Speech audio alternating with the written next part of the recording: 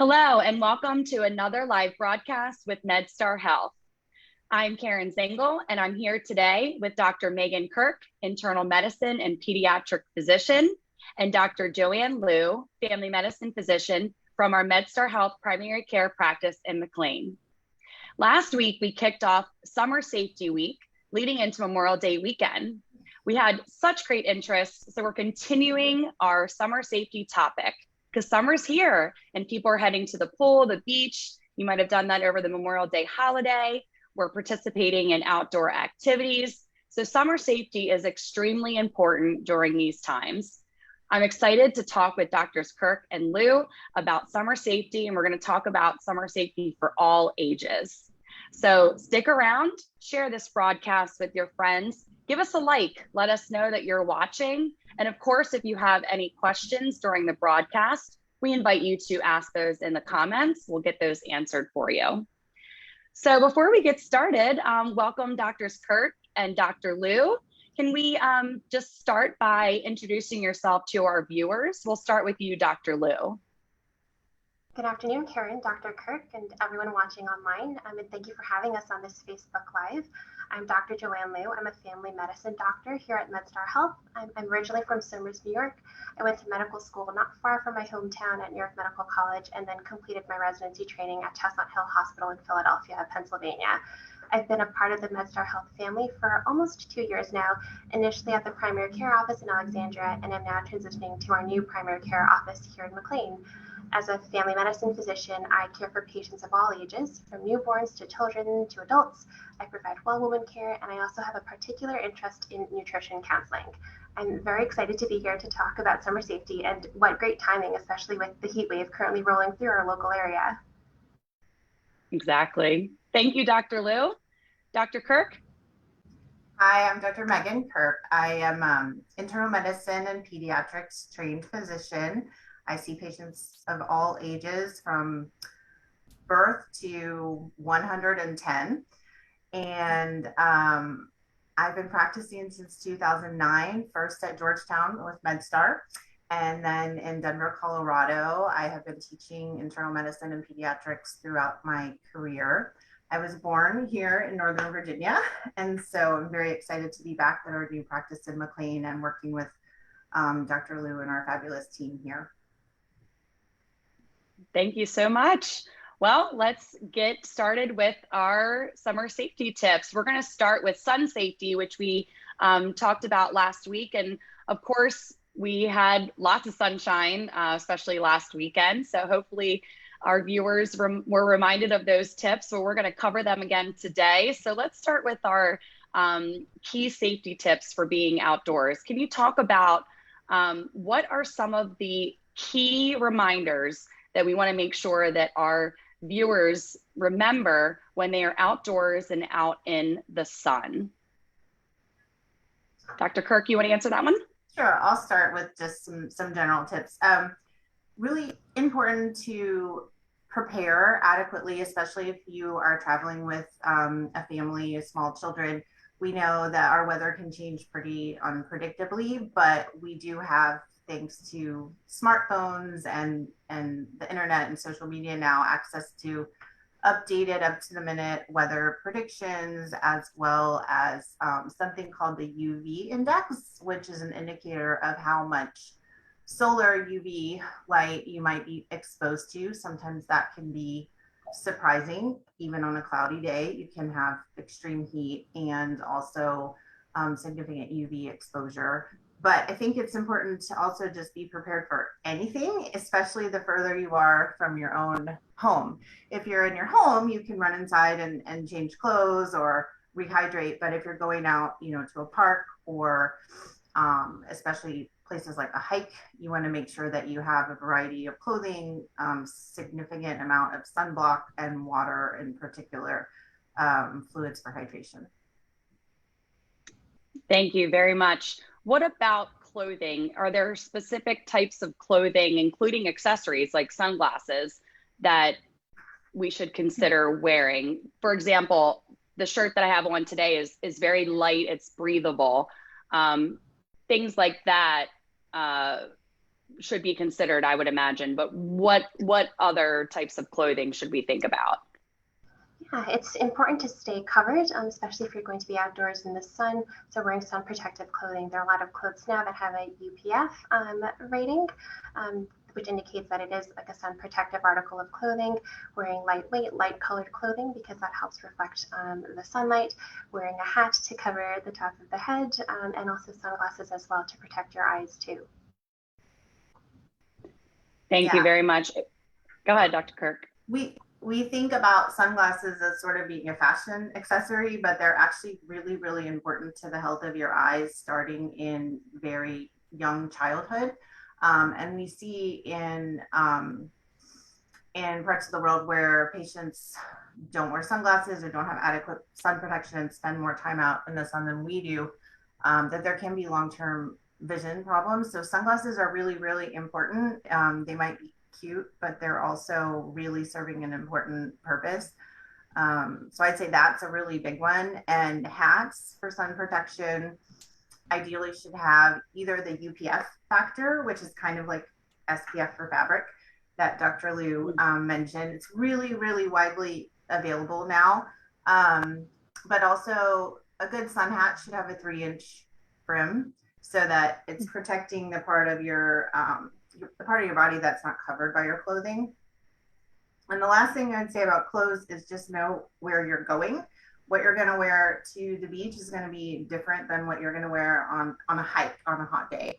So even in the summertime, she's exactly right that you might think, oh, I need to wear less clothing, but being protected from the sun and from the elements, you know, if you're in an unfamiliar place, it's important to cover your skin as much as you can. Mm-hmm. That's a good reminder. And of course, when you're applying sunscreen, making sure that you're mindful of what you're wearing too, so you don't miss certain spots. So that's always a good reminder as well. And speaking of sunscreen, Dr. Liu, can you talk about sun safety in terms of how often you should reapply sunscreen, what SPF you should be thinking of, and are there certain times of the day that you should be more mindful of when the sun is hotter than, say, other times? Absolutely. And so the American Academy of Dermatology recommends that everyone use sunscreen that meets 3 criteria. Number 1, it should have broad spectrum protection, meaning it protects against both UVA and UVB rays. Number 2, that it's water and sweat resistant. And number 3, that it has an SPF of 30 or higher. The SPF number, in a nutshell, tells you how long the sun's UV radiation would take to redden your skin when using the product exactly as directed versus the amount of time without any sunscreen. So ideally, using an SPF 30 means that it would take you 30 times longer to burn than if you weren't wearing sunscreen. In terms of how much sunscreen should be applied, for most people, about 1 ounce, which is 2 tablespoons or 1 shot glass of sunscreen should be applied about 30 minutes before going outside and reapplied every 2 hours or immediately after swimming or sweating. For the whole face and neck, this means about 1/3 to 1/2 teaspoon of sunscreen for adequate coverage, which is about the size of a single edamame bean or even up to a lima bean. The 2-finger method has been gaining popularity as a simple way to measure how much sunscreen to apply to each part of the body. So what that means is 2 strips of sunscreen to be applied from the tip of the finger to the base of the index and middle fingers and applied to each of the 11 areas of the body. So the head, neck, and face, the left arm, the right arm, the upper back, lower back, upper front torso, lower front torso, right upper leg and thigh, left upper leg and thigh, and left lower leg and foot, and finally the right lower leg and foot. Okay, thank you. So the 2-finger rule, so you said the tip of your finger down to the base. Mm-hmm. Is that correct? So you would cover your 2 fingers with sunscreen and then apply in those areas that you mentioned. Okay. Exactly. I hadn't heard that rule. That's a good rule of thumb. I also like the tip about putting sunscreen on 30 minutes before you go outside. And I think that also is a good rule of thumb for a lot of our families. And it kind of is a good segue too for a question about children. So at what age should your should a child start to wear sunscreen? I'll start with you, Dr. Liu, and then go to Dr. Kirk. And I think one of the things that I learned even over the weekend was it's actually a lot easier to have your kids put the sunscreen on before you even get to the pool, because by the time they get to the pool, they just want to go and swim. And at that point, they're like moving around and they're like, come on, mommy, I don't want to have to do this. I want to go in the pool. So if you do it before, it helps you to actually get them to put it on, and then it meets that criteria of that 30 minutes before. So can you talk a little bit about children and sunscreen? I'll start with you, Dr. Liu. Yeah, so sun protection for babies starts as soon as they're born. So that means keeping infants in the shade, dressing them in sun protective clothing, long sleeves, pants, and hats. And for sunscreen, parents should look at the active ingredients in the sunscreens and opt for ingredients like zinc oxide and titanium dioxide. These are physical or mineral sun filters. They don't rely on the absorption of chemicals into the skin and are less apt to cause a skin reaction. Okay, Dr. Kirk, would you like to add to that? Yeah, so sunscreen and sun protection for little babies comes up all of the time, and Dr. Liu is completely right. We should start thinking about this from the moment that they are born. The reason is that earlier sun exposure, earlier sunburn, earlier doses of UV radiation is much more likely to contribute to the development of skin cancer than if you start your UV exposure later. But a super common question, if you pick up any sunblock at CVS or Whole Foods, or you're looking on Amazon and you read the label, most of them are labeled under 6 months of age, ask your physician. And so this confuses a lot of parents, and it's kind of a common myth that you cannot apply sunscreen to babies under 6 months of age, or that it's dangerous for babies in that age group. And that is absolutely untrue, particularly if you use the purely mineral or physical sunblocks such as zinc oxide and titanium dioxide. But the entire point of that warning message on most of the sunscreens you can buy in the US is that infants under 6 months of age should not really be exposed to bright sunlight for more than moments. So you want to keep them in UPF protective clothing, under a UPF protective umbrella, in a tent nearby a shelter. But if you're taking, your baby out for a walk in the stroller and their face is exposed, you can use some mineral sunblock on their cheeks, on their neck, on the areas that are not covered, and of course wear a hat. That's very helpful. Thank you so much. Let's talk about a little bit more about sunscreen and darker skinned folks. So if you have darker skin and you don't burn easily, should you wear sunscreen? And are they at risk for skin cancer? Dr. Liu, you want to take that one? Sure. And so although dark skin does offer more natural protection from the sun's harmful rays than light skin, no one is immune to the damage caused by the sun. Everyone, regardless of skin color, should use sunscreen with an SPF of at least 30. Although people with darker skin won't get sunburned as quickly, they can still burn and are still susceptible to sun-induced damage, things like sunspots, wrinkles, photoaging, and of course, skin cancer as well. Okay. Thank you very much. That's helpful. What about tanning? Is tanning okay for your skin as long as you don't burn? I feel like I apply sunscreen all the time because I will burn. And then I do end up getting a little bit of color. I did get some color over the weekend, but I'm not necessarily going out to tan. Is tanning okay for your skin? Dr. Kirk, you want to answer that? Well, it's interesting that you say you're not going out to tan. You were probably wearing sunscreen this past weekend when you said you got some color. Yep. And that is a perfect testament to, even if you have perfect application of your SPF 30 or above sunblock, and you reapply every hour to 2 hours, you're still going to have sun exposure to your skin. And so, there's nothing you can do to prevent that sort of incidental tanning that you had, but it should be an indication that, okay, I am getting UV radiation to my skin. I need to be a little bit more attentive about what hours I'm outside. But the bottom line is, intentional tanning, and really any tanning is never a good idea, particularly any indoor tanning beds. We know that they are dramatically associated with the increased risk of melanoma, particularly when used in the younger phases of life. Mm-hmm. Okay. Is there a way to tan safely? Well, if you go to any drugstore or mall or Instagram, you'll see numerous options for self tanners and bronzing powders. They've been around for a long time. Also available at spas that provide spray tan services, or they'll sort of apply it for you in a spa-like setting.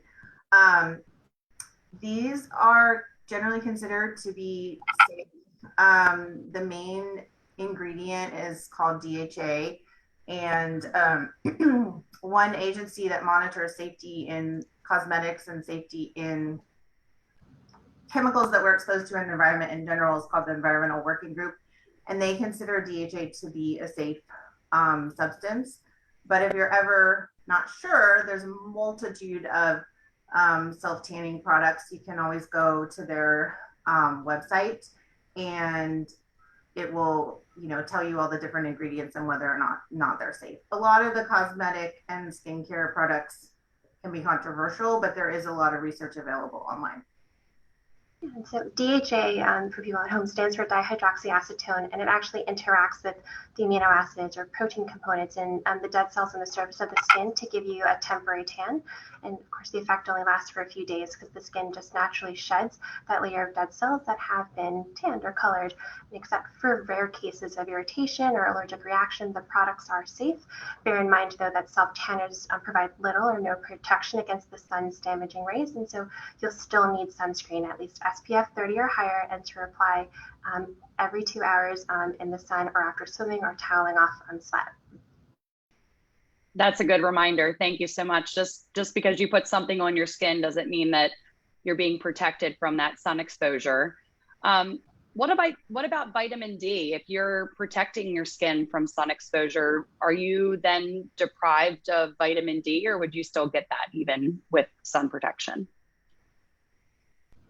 So this question depends a little bit on where you live, because we know at higher latitudes, the shorter daylight hours, places like Alaska, where they have very seasonal changes in the amount of sunlight that they have. But for people living here in the Washington, D.C., Northern Virginia region, that's not really a major concern at all. And it's become a little bit of mythology that, oh, you get your vitamin D by laying out in the sun. You really only need 5 to 10 minutes of sun exposure to get more than adequate vitamin D, at most 3 to 4 times per week. And this has been studied more and more recently. There's no evidence that people who wear sunscreen every single day religiously with SPF 30 on all uncovered areas have higher risk of vitamin D deficiency at all. Good to know. Dr. Liu, anything to add to that? Yeah, I think the bottom line is that there's no reason to damage the skin or put yourself at risk for skin cancer or accelerated photoaging just to get vitamin D. You can certainly get adequate vitamin D levels through like proper diet or supplements if needed, without harming your skin. Thank you very much. So what happens if you are around the sun and you get sunburned? Dr. Liu, what should someone do if that happens? I'm sure some people got a little bit of sunburn over the weekend, perhaps. I know I did get a little bit. So what should I do?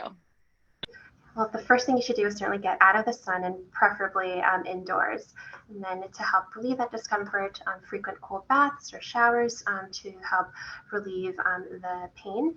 As soon as you get out of the bath or the shower, just gently patting yourself dry, but leaving a little bit of water on the skin. Then applying a moisturizer to help trap the water in the skin can certainly help ease dryness and discomfort from the sunburn. Using a moisturizer that has aloe vera or soy to help soothe the sunburned skin is also great. If a particular area feels especially uncomfortable, you can also apply a hydrocortisone cream, which is available over the counter. Try not to treat sunburns with any products that end in cane, things like benzocaine, because these may irritate the skin or cause an allergic reaction. Drinking extra water is also very, very important. A sunburn draws fluid to the skin surface and away from the rest of the body, so drinking extra water when you're sunburned helps prevent dehydration. And last but not least, certainly taking extra care to protect sunburned skin while it heals. So if you are going to go outside again, wearing clothing that covers your skin when outdoors, just trying to prevent getting sunburned again moving forward. Thank you. What about the certain body areas of the body that are more susceptible? Are there certain areas? I've heard, the tips of your ears. I know my nose is more susceptible.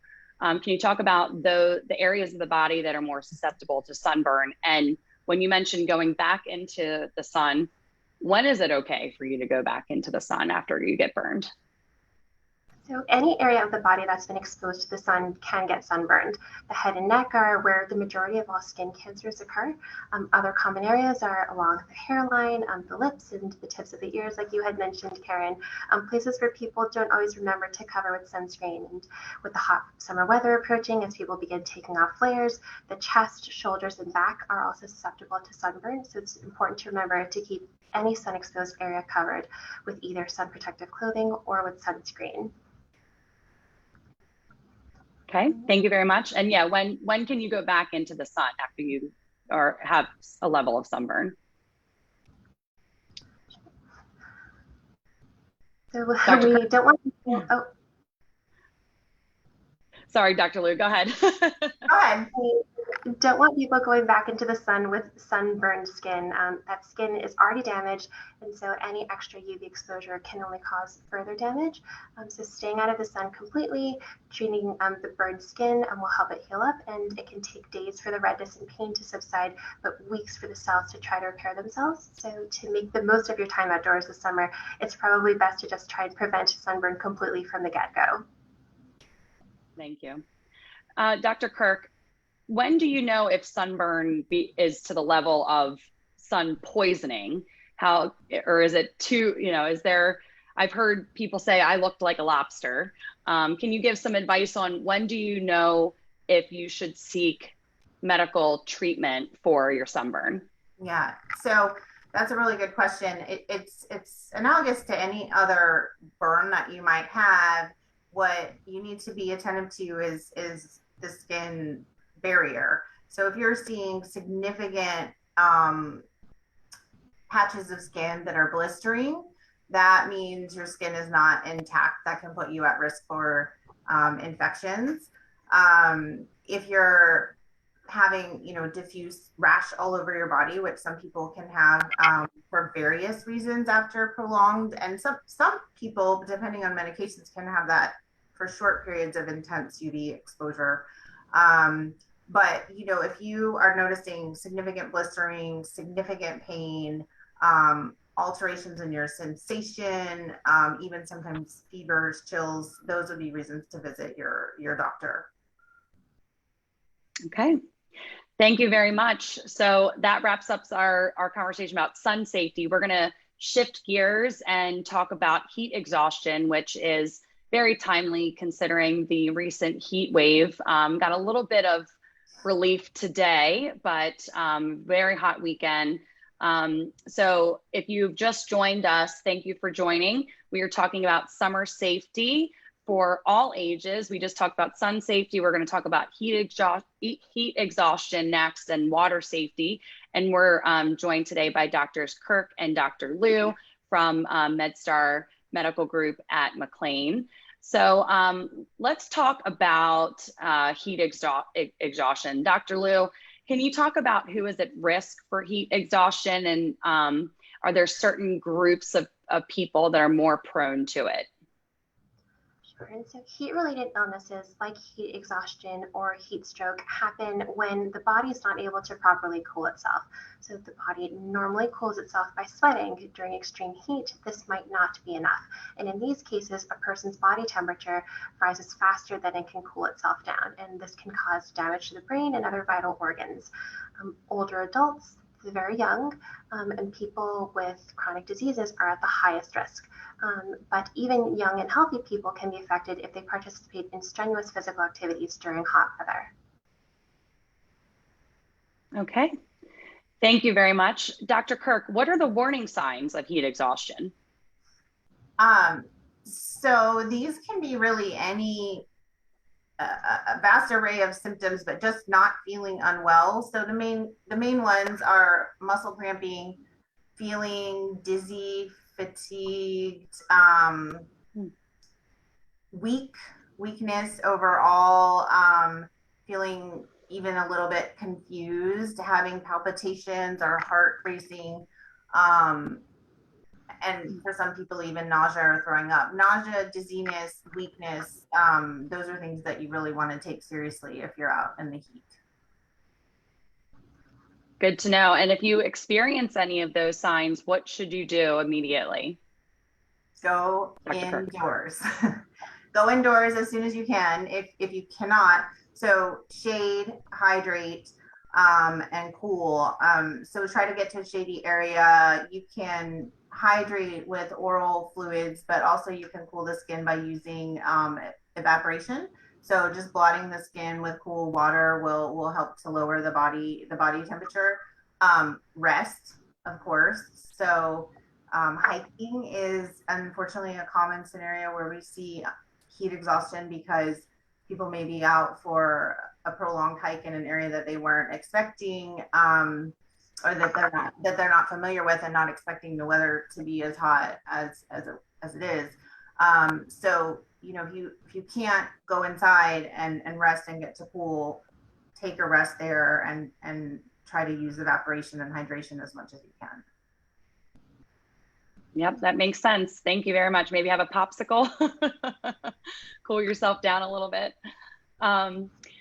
Dr. Liu, in terms of exercise, what tips can you offer someone who exercises in the heat or the hottest part of the day? I know, yesterday it was very hot. I was walking my dog and I felt, the heat getting to me. So what are some advice that you can give to those folks that are out in the heat exercising? Staying hydrated. Can't underscore the importance of staying hydrated, drinking plenty of fluids, and drinking more fluids during the summer, regardless of how active you are. Just don't wait until you're thirsty to drink water. If your doctor limits the amount of water that you drink or has you on medications like a water pill, you should certainly talk to your doctor first, just to make sure that you are drinking enough while the weather is hot. Also avoiding very sugary or alcoholic drinks. Those actually cause you to lose more body fluid. And avoiding the very, very cold drinks, because sometimes that can cause stomach cramps as well. And of course, not only water, but also replacing your salt and minerals too. Heavy sweating removes a lot of those electrolytes from the body that do need to be repleted. A great thing to replace all of those things when you are sweating is like sports drinks, things like Gatorade, Powerade, or Pedialyte even. And then help replace all of those electrolytes and fluids. And of course, Karen, you had mentioned walking your dog. We can't forget our furry friends at home either. So remember to keep your pets hydrated too, providing them with plenty of fresh water and leaving the water in a shady area for them. Thank you so much. How much water should we be drinking? Dr. Liu? Yeah, let you that's answer that one. great question. So there is like a common thread going around that says, like 8 glasses of water per day or 2 liters of water per day. And so it's just the amount of water that you should be drinking. Again, there's no kind of set guidelines, but it's just important to stay hydrated and make sure that you are repleting all of your losses. Thank you very much. Go ahead, Also Dr. Kirk. depends where you are. I mean, a lot of these recommendations can vary somewhat depending on where you might be traveling or living. So in drier climates, we need to drink more fluids. At higher altitude, we need to be more attentive to dehydration. So you really need to take into account, if you're traveling, different factors that can play into sun and heat exposure safety. Just going back to heat exhaustion a little bit and exercise, our bodies can acclimate to a lot of different environmental conditions over time. But as we've seen with some of our unpredictable weather patterns, we don't necessarily creep into summer the same way that we used to. We can go from 60 or 50 degrees to 95 overnight. And so if you're not acclimated to running or exercising in the heat, today is not the day to do that when it's above 90 degrees outside. You want to go very slowly, give your body time to adjust.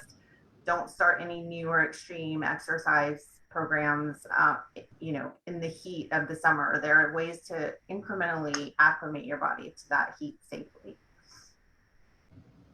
That's a really good tip. I like that a lot. Another question about drinking water. Can you drink too much water?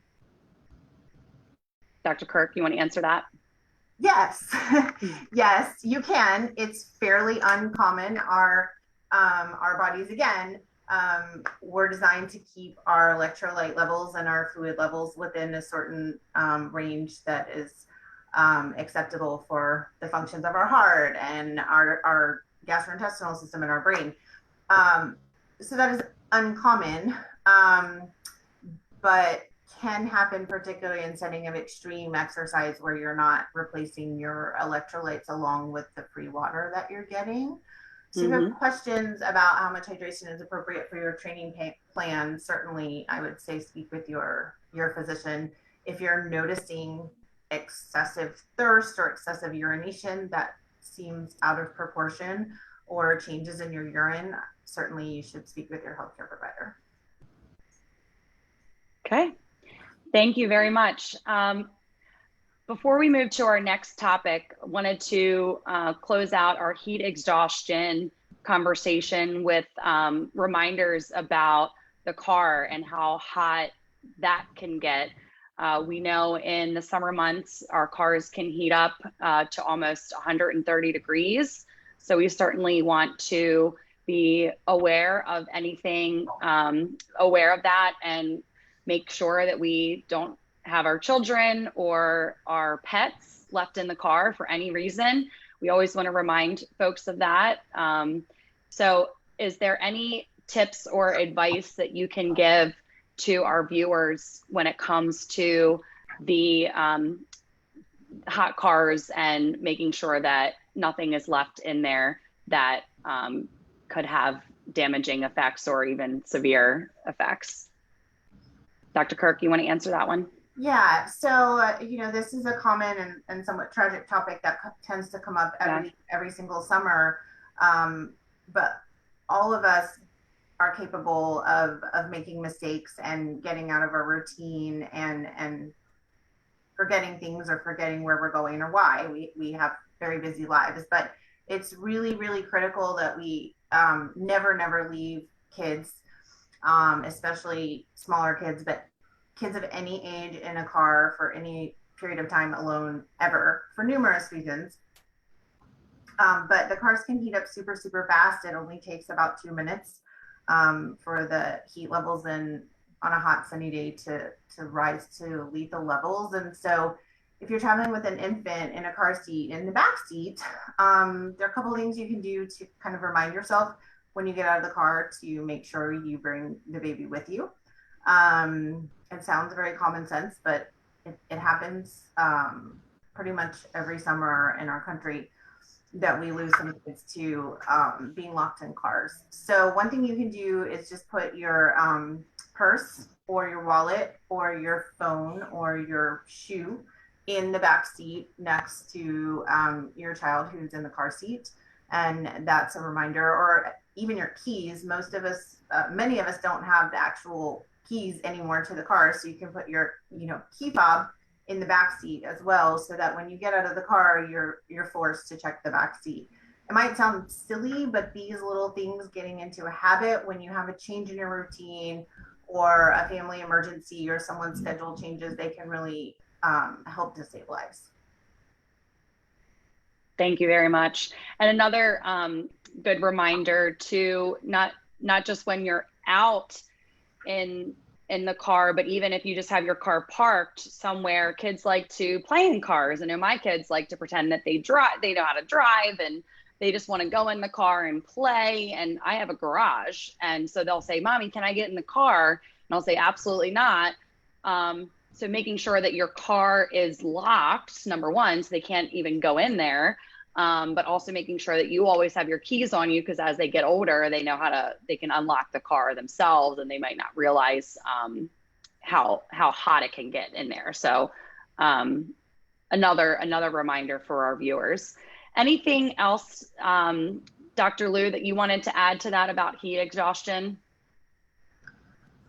No, I think we touched on everything. Okay. Well, we do have a question from our audience. This goes back to sun protection. This is a question about freckles. So the question was, over the weekend, my child developed a few small little freckles on their nose after they were out in the sun. What does that indicate? And is that something that goes away, or does that mean, yeah, your skin has been exposed, and you've now damaged your skin? Dr. Kirk, can you answer that? Yeah. So different skin types produce different levels of pigment in response to the sun, in response to inflammation, in response to various hormonal changes. But in the sunlight, there are patients who will develop, many more freckles. There are various types of solar hyperpigmentation that you can see. So, what I would take that as, freckles are common, freckles are great, just as an indication that, okay, like I said before, my child is still getting sun exposure even with the sunblock. It's just a good reminder that it's not perfect. Are they going to be permanent? There's really no way to say. Would I think about a freckle in a small child as an indication of some permanent lifelong skin damage? No, but it is a reminder to do as much as you can to protect, because the sun exposure is going to be inevitable. There's no way that we can prevent all of it. And we want our patients and our neighbors and our friends to go outside and enjoy the summertime and travel and all those things. But it's just another reminder that you have to just be very diligent about the protection.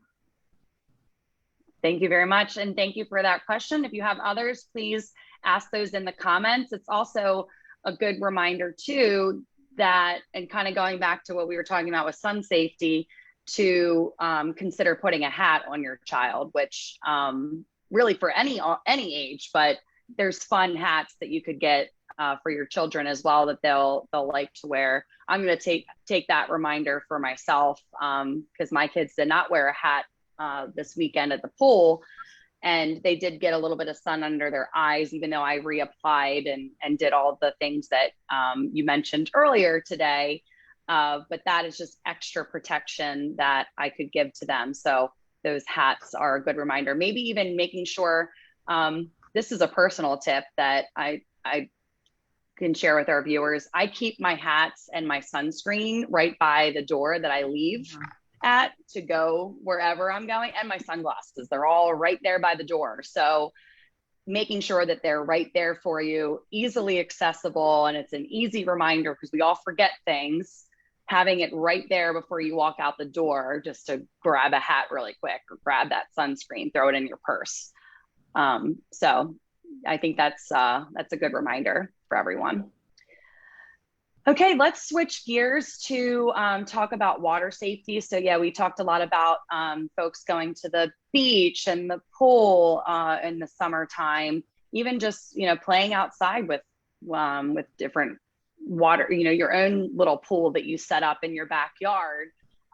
There's a lot of importance on water safety because we do like to cool down, especially when it's really hot.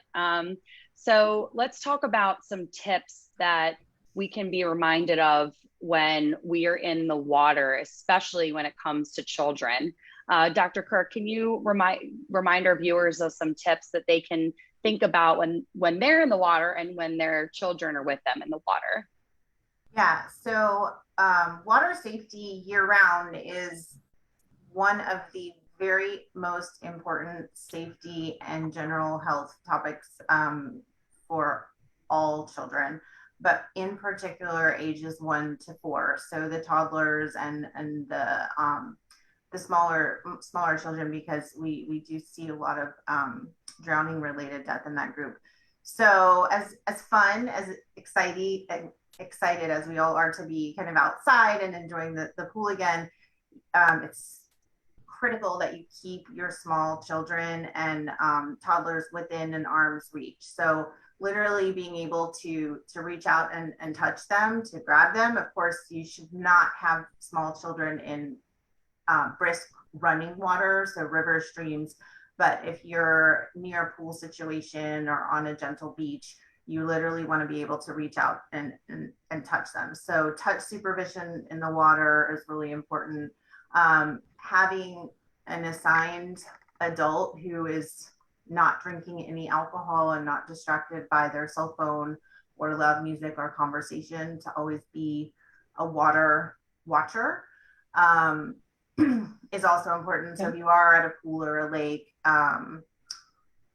doing some boating or things like that, that is really, really important. But the majority of drownings in children actually happen just kind of during non-swimming time. So when you're visiting friends for the summer, maybe doing backyard barbecues, things that maybe aren't surrounded solely around the pool or the lake, make sure that you're looking for things like fountains, ponds, baby pools, any of those things, because we still need to practice that touch supervision around any water if you have small children. That's a great reminder. It's not just the pool and not just the ocean. And I love the idea of the water watcher. So identifying that person that or people who can be assigned to be that water watcher. I really like that. Dr. Kirk, do you recommend a life vest or arm floaties for children who can't swim? So first and foremost, it is important to try and teach all kids above the age of 1 to swim. It's swimming lessons that are good quality definitely improve our water safety overall. However, life vests that are well fitted to the child. So a life vest that's going to be too big doesn't do anything at all. But Coast Guard approved life vests when you are around water, boats, even on the beach for little kids that are not strong swimmers. Even if you're close there, right by with them, we can see big waves come up. So in any situation where you have a small child who's not a strong swimmer around water at all, they should be in a Coast Guard approved life vest that fits them. Okay, thank you very much. Dr. Liu, you have something to add? And just to avoid using like air-filled or foam toys like water wings, noodles, or inner tubes in place of those life jackets. Those are great water toys, but they're not designed specifically for keeping swimmers safe or preventing drowning. Very good. And we put some links in the comments for additional resources on the topics that we mentioned earlier, but specifically pool safety, we just added to the comments. So you can check out those resources as well. What does someone do if they, I guess this is a two question. How do you know if someone's drowning or if they're just underwater? swimming? And what do you do if you think someone there's a potential drowning situation? Maybe you don't know CPR, maybe you do.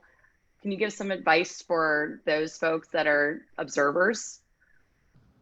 So Dr. Liu, you want to start?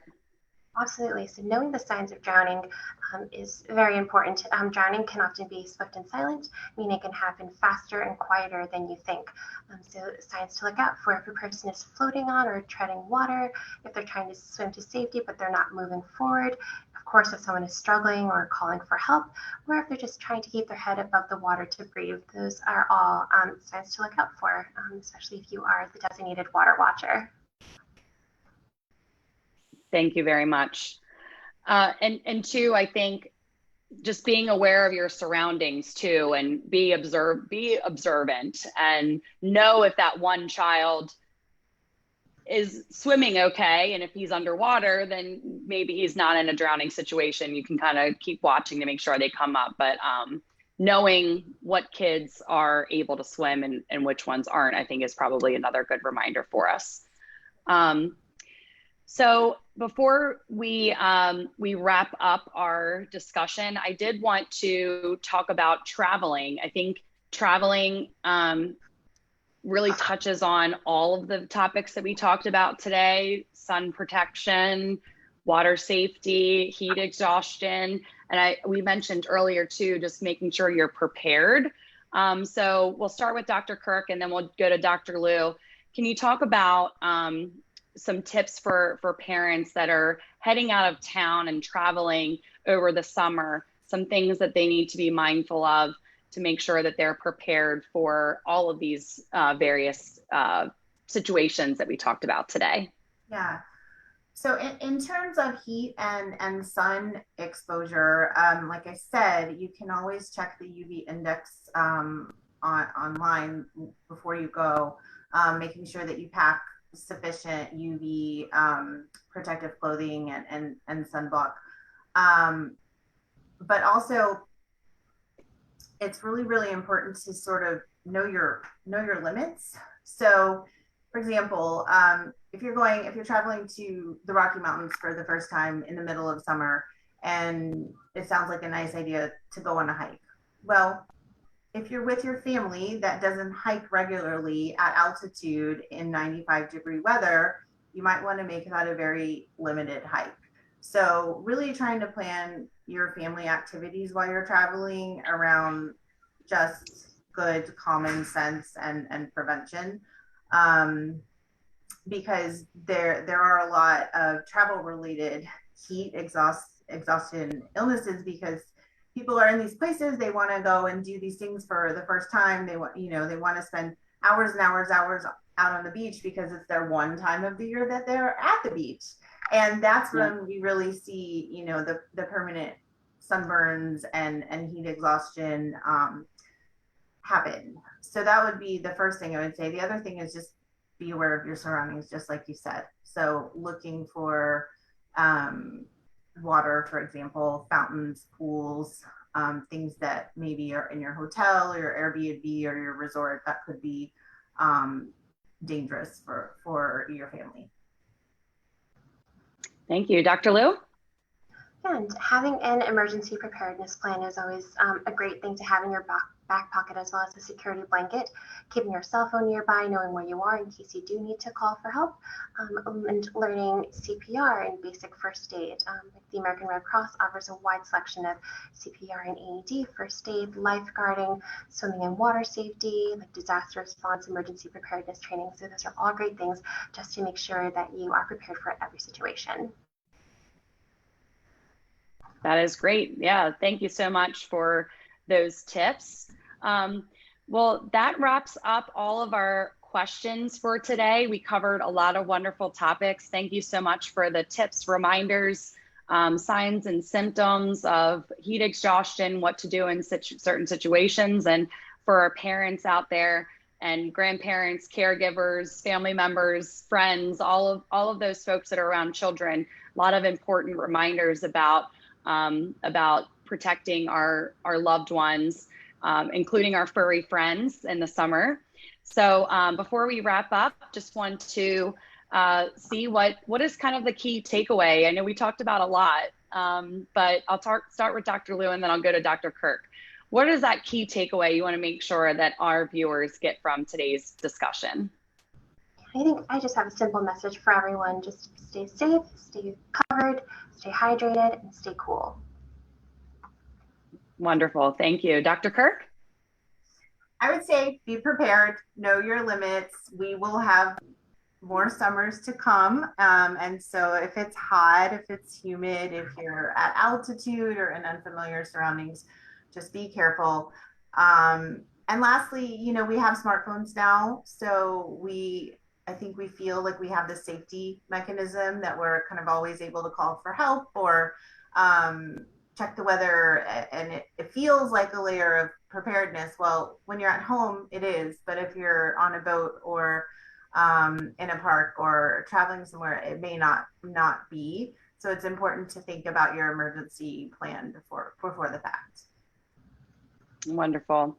Thank you so much for those key takeaways. I think those were really helpful. I know I learned a lot today. Great reminders for me as well. And I hope our viewers enjoyed today's discussion. And I have a similar message: stay safe, stay cool. We do have resources in our in the comments. And if you do find yourself in a situation where you do need to speak or see a primary care physician at MedStar Health, including Dr. Kirk or Dr. Liu, you can visit us at access.medstarhealth.org.